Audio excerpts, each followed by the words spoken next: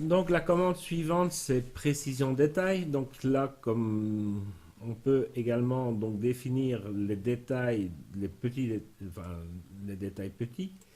Mais en général, si on commence à booster ça, c'est la seule chose qu'on va faire. Je vais le faire assez fort. Voyez-vous, c'est pratiquement booster le bruit. Donc en général, sur le détail, le bas, je suis plutôt pour le réduire.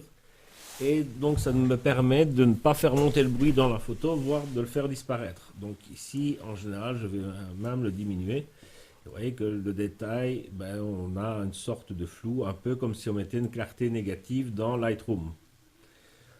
Donc ça c'est une chose. Alors, on peut agir sur toute l'image, on peut agir sur les ombres, on peut agir sur les hautes lumières. Donc c'est intéressant par exemple de ne pas agir sur les ombres et uniquement sur les hautes lumières dans une image qui est fort bruitée ou des choses comme ça. Ensuite, on peut augmenter les détails moyens. Donc, vous voyez que c'est assez puissant et on peut même les booster.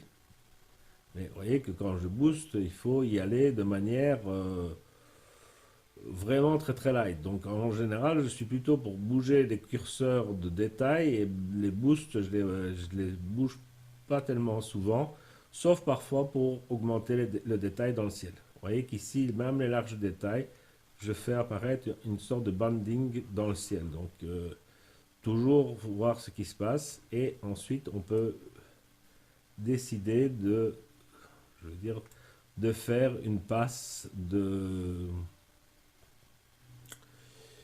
d'accentuation globale sur l'image sans euh, en ne tenant pas compte des détails petits ou grands, etc. Comme d'habitude, je peux faire plusieurs ajustements en détail et régler le détail différemment ici dans la partie haute que dans la partie basse, etc. Ensuite, on a aussi encore des commandes pour illuminer soit les tons moyens, illuminer soit les ombres, ou au contraire diminuer les hautes lumières, ou au contraire les augmenter, c'est à vous de voir. Et on a encore la possibilité de mettre le point noir et le point blanc.